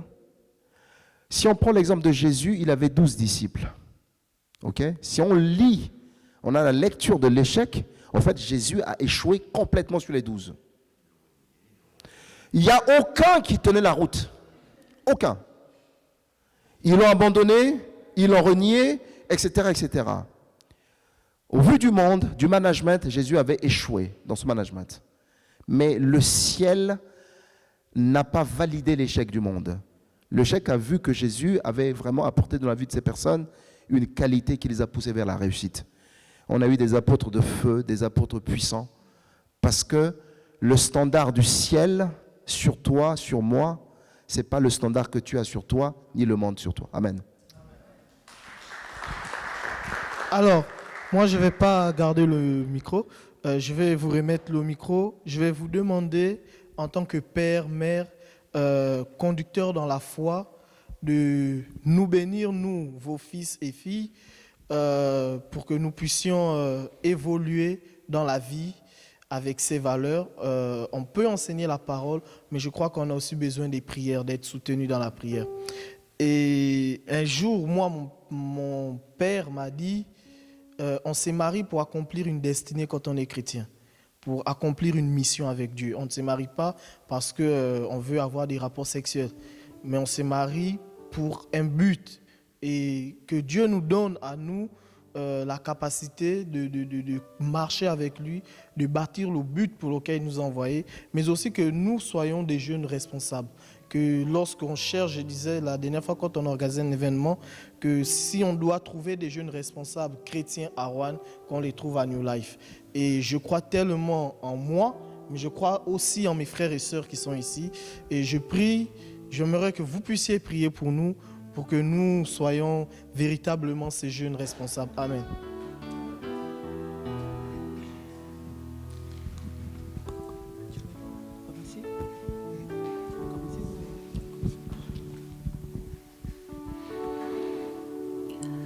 Seigneur, nous te bénissons, nous te remercions pour ces instants passés ensemble.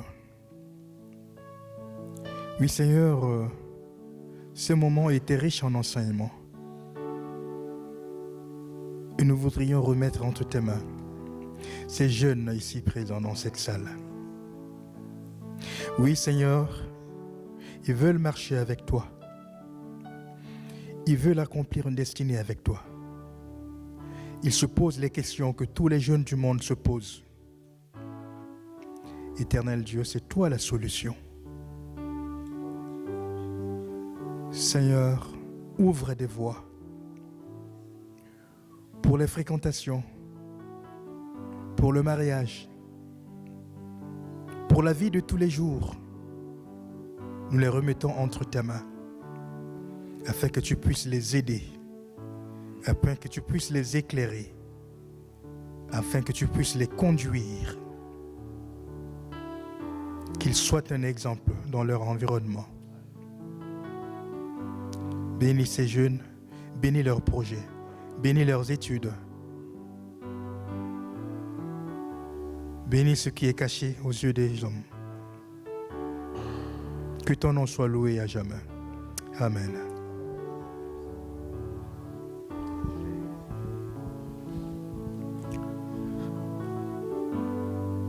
Père éternel, Dieu Tout-Puissant, nous venons dans ta présence pour te dire merci. Merci pour ton amour, pour ta grâce. Et merci pour le sang précieux de Christ qui est allé à la croix de Golgotha pour nos péchés. Seigneur, je bénis ce moment car nous savons que tu es parmi nous depuis le début. Et nous sommes à la fin de notre conférence, Seigneur.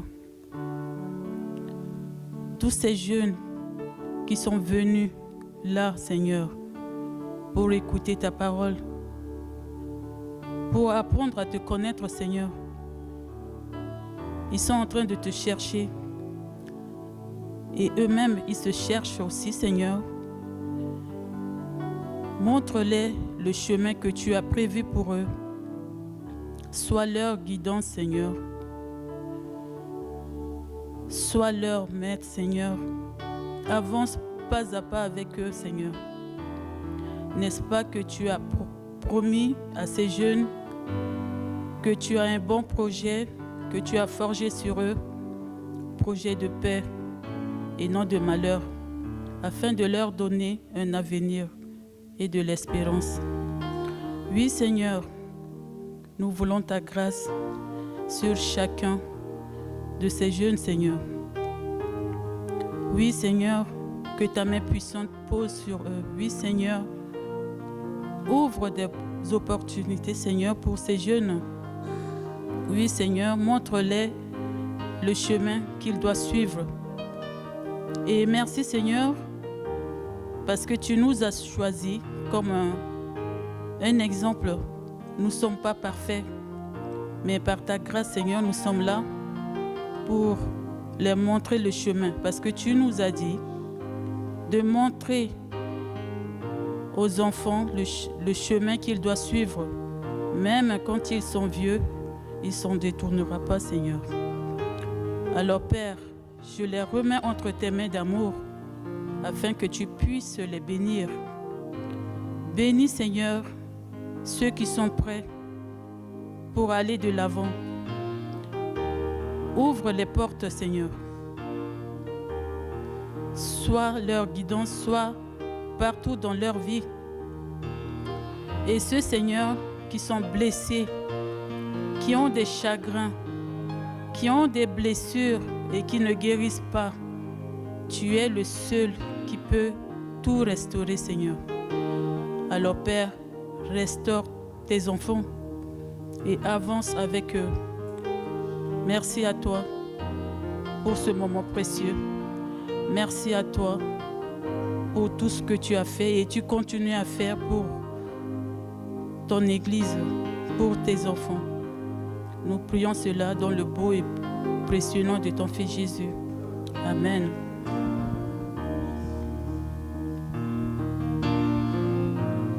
Seigneur, nous voulons bénir ton nom. Ce qu'on a vécu cet après-midi, Seigneur. Moi, je veux te rendre grâce, Seigneur, parce que ce qu'on a pu partager, peut-être qu'il y a eu des maladresses ou des questions qui sont restées sans réponse, Seigneur, mais c'est toi qui es la réponse. C'est toi, Seigneur, qui connais toutes choses. Toutes choses sont entre tes mains, Seigneur. Nous voulons vraiment bénir chacun ici présent, Seigneur. Mais les jeunes, mais comme nous, Seigneur, nous avons besoin de ta bénédiction chaque jour. Nous avons besoin de la direction de ton Esprit Saint. Merci aussi, Seigneur, pour les responsables du groupe, Seigneur, qui ont pu faire cette super organisation, Seigneur, et ce temps béni. Que tu puisses les fortifier, Seigneur, dans tout cet investissement qu'ils ont eu. Merci, Seigneur, pour ces temps que nous vivons dans ton Église, ici à New Life. Nous voulons les bénir et c'est vrai, Seigneur, nous voulons que ce soit les leaders d'aujourd'hui, Seigneur, les leaders de demain, ceux que tu placeras dans des endroits où on s'y attend peut-être pas, Seigneur, que tu révèles tes plans pour chacun d'eux, tes plans pour leur vie personnelle, leur vie de couple, tes plans pour leur vie professionnelle. Seigneur éternel, que tu guides toutes choses, toute situation qui est complexe actuellement, qu'elle soit financière, administrative, sentimentale, Seigneur, tu es celui qui a le contrôle, celui qui aura toujours le dernier mot. Comme nous le chantons, Seigneur, tu as le dernier mot. Et nous voulons nous fier, Seigneur, à ça. Nous voulons nous appuyer sur cette pierre angulaire qui a été rejetée par ceux qui bâtissaient et qui est devenue celle la principale de l'angle sur lequel nous voulons fonder notre vie, Seigneur. Sois glorifié, Seigneur éternel. Amen.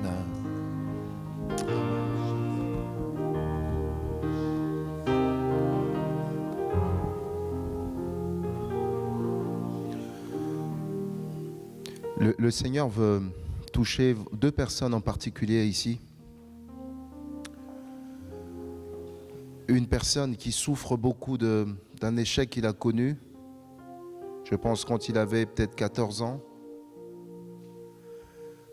Et c'est quelque chose qui le traumatise jusqu'à maintenant, qui l'empêche vraiment d'avancer.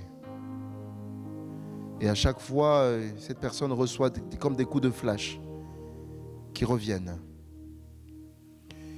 Et cet après-midi, tu es ici, pas simplement pour une conférence, mais tu es ici parce que le Seigneur veut te changer.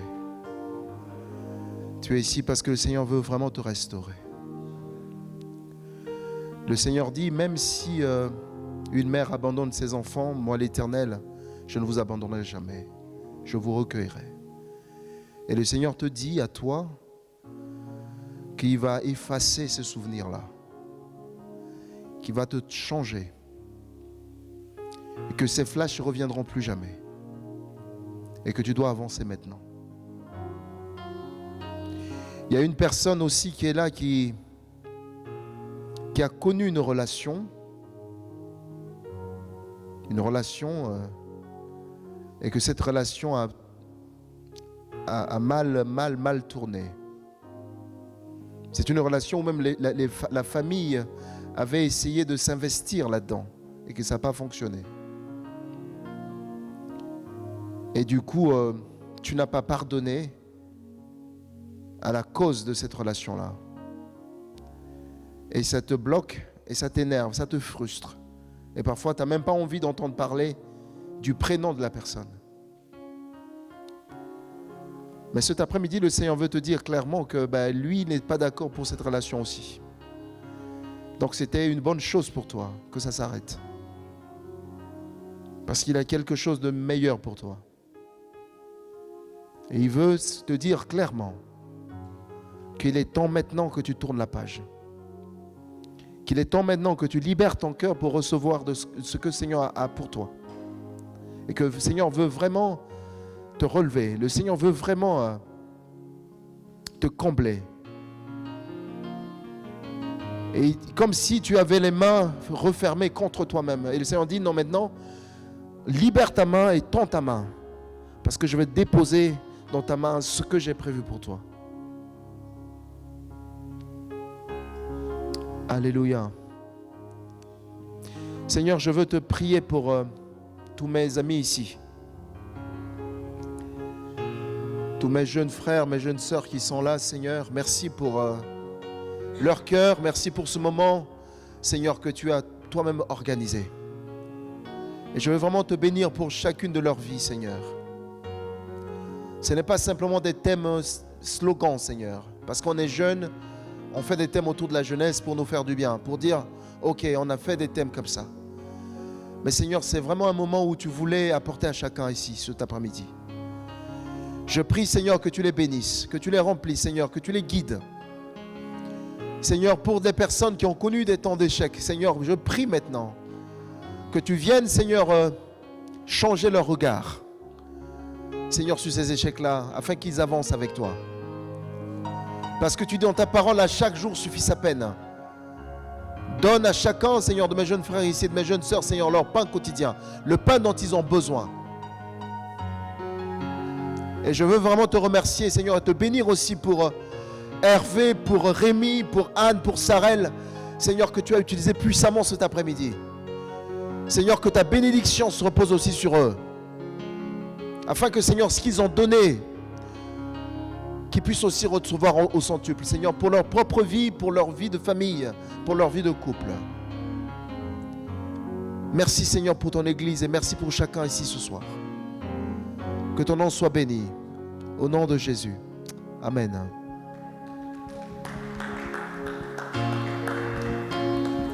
Amen. Nous arrivons au terme de notre conférence. J'aimerais appeler Ephraim devant. Et j'aimerais nous dire que lorsqu'on termine, on a prévu quelque chose qu'on pourra partager ensemble. J'appelle Ephraim devant parce que lorsqu'on parle du groupe de jeunes à l'église, généralement on voit Ephraim ou on me voit. Mais il y a des personnes qui travaillent dans l'ombre.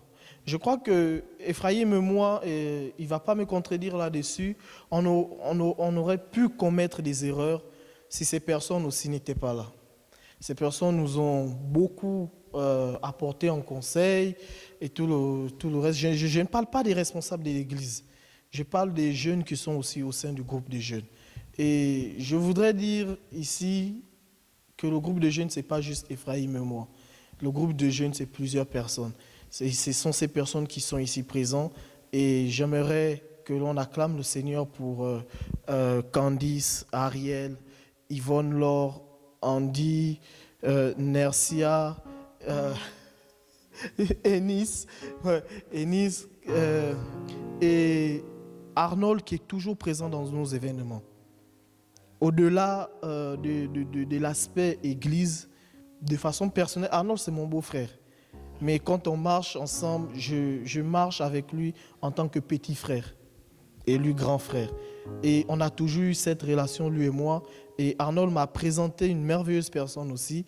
Et à chaque fois que cette personne est là, cette personne fait tout pour nous accompagner. Cette personne, c'est Fernand, que j'aimerais aussi remercier, qui est parti de Paris, qui m'a écrit hier qu'il allait venir aujourd'hui. Et je voudrais être reconnaissant au Seigneur pour toutes ces choses et merci à vous. Merci. J'ai appelé Ephraïm. Comme le vice-responsable a ouvert les débats, le responsable va clôturer. Amen.